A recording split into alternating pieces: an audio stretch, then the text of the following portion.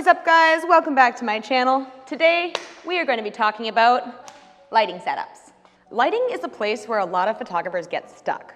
When you zoom out and you see everything that's going on in this room, it can feel a little intimidating. That's why so many photographers choose to shoot with only available and natural light. It's a lot easier to familiarize yourself with the phases of the sun than it is to memorize 1,000 different types of lighting and what they do, especially when they have names like this. So I don't really talk a lot about different types of lighting on my channel for two reasons. One, I don't want to become a gear channel. I don't want to just tell you to buy this and it'll solve all your problems and make you creative and make your work better and all of this. That's not what lighting is about. But two, I understand that lighting can be very time-consuming and expensive. And both of those things are prohibitive to a lot of photographers, especially ones who are doing it as a hobby instead of as a professional.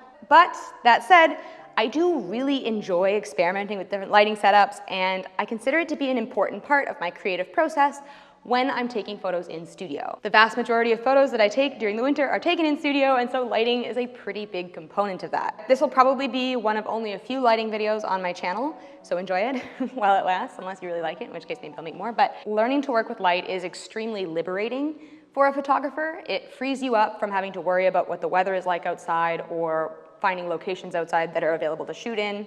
It also gives you so much more creative potential. Like, you can make any vision come to life with lighting in studio. And learning to master that is just immensely valuable. I am by no means a master of artificial lighting, but I do shoot in studio quite often, and I do have some new lighting techniques that I've been developing that I think are worth sharing. I think you guys will find them interesting, and hopefully you'll be able to incorporate them into your own work as well and make some really cool looking stuff. So, with all that said, and without further ado, let's jump right in and talk about lighting. Okay, so first of all, there are a few different types of lighting that I will be going over in this video.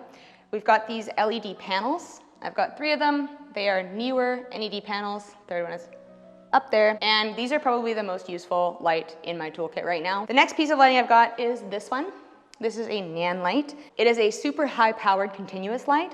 As you can see, it's quite a bit brighter than the LEDs, and it will totally overpower the color of the LEDs on the background. So without it, background looks kind of red. With it, background is pure white. Lastly, we have strobe lights. This is a strobe with an optical snoot on the top.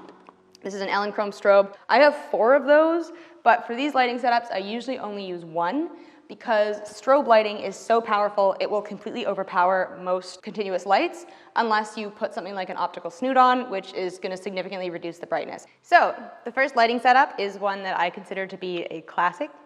It is the rainbow look, and I quite like this one. Basically, it is a 3-tone lighting setup. You have a red light, a green light, and a blue light at even thirds pointing at the model, and the white background is kind of optional.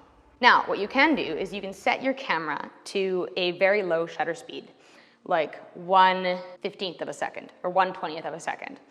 And then get a strobe, set the strobe down to its absolute lowest power, crank your f-stop up to like 4 to 6, somewhere around there, and then take a picture. And when you take a picture, move the camera really fast. The strobe light will fix in place anything that it hits, but then these colors will blur due to the motion blur because they're continuous. From this technique, you can get photos like these, which are really, really fun to experiment with.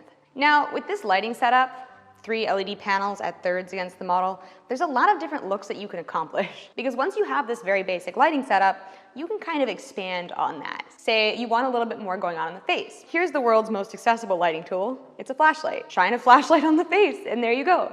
And speaking of inexpensive ways to modify an existing setup, here is the cheapest way of all. It's cellophane. You can get it from the dollar store. And oh my god, this technique alone is what inspired me to make this video. What I've done is I've hung it up on a C-stand, and we're gonna tilt it at about a 45-degree angle, and we're gonna point a colored light at it. And the light, we're gonna use the barn doors to direct it so that it doesn't hit the background or subject at all. I've cut a hole through my cellophane so I can shoot through that hole. Now what we have is a colorful foreground with lighting artifacts that we can still see through. And these lighting artifacts look really cool in pictures. There are a few ways to iterate on this design using basic household objects, like glassware. Let's say that you like the light artifacts, but you want to level that up a little bit. I'm going to introduce you to my favorite photography tool of all time, mylar. So this stuff is like liquid water. Well, no, it's like solid water. And basically it comes on a roll. You can get it on Amazon for around 40 bucks. Oh my God, the uses for this stuff are endless. It has a few really key utilities when it comes to producing lighting setups. So right now, directly overhead, I have a nan light hitting the background, creating this beautiful spotlight look. But watch what happens when I direct it at the mylar. Suddenly, I'm in a beautiful underwater paradise. Now, obviously blues are a great choice here, but what about reds?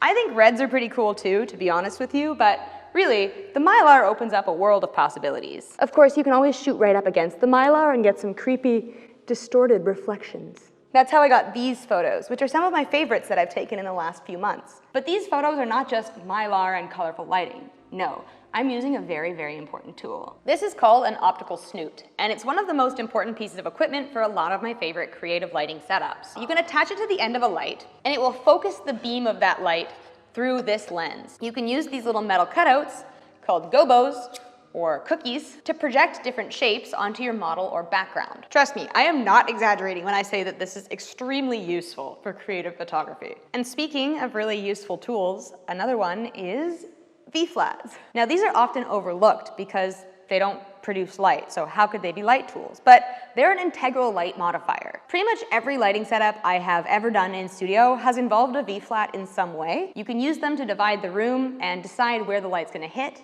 to bounce light around, or to produce shadow. I don't really want to get into commercial and headshot lighting setups too much in this video, but just know that every single one of them uses a V-flat.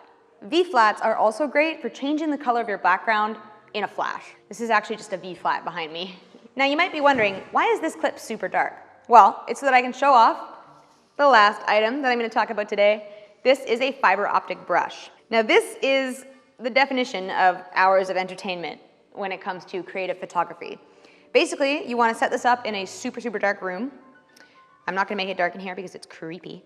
And then set your exposure to a second or longer. Usually I do about 15 seconds for the light painting kind of stuff that you're seeing here. Basically what you want to do is paint it over the model's face, over the model's body. You can change the color of this. If you're looking for a creative lighting technique that you haven't seen 1,000 times online, this is a great choice. And that's it. That's all of the creative lighting techniques that I have for you today. Hopefully you guys found this video inspiring. Hopefully it's getting your creative thought processes going, and hopefully it's helping to demystify lighting a little bit and making you a bit more excited to try something other than shooting with just the sun. So go and get yourself a set of LED panels, start playing around with colors, shapes, and textures, and see what you can make with what you've got lying around. So thank you guys so much for watching. If you liked it, you can leave a like, you can subscribe to my channel. I'll see you guys next week with a new video. And in the meantime, I want you guys to stay sharp and don't forget to keep shooting. Bye, guys.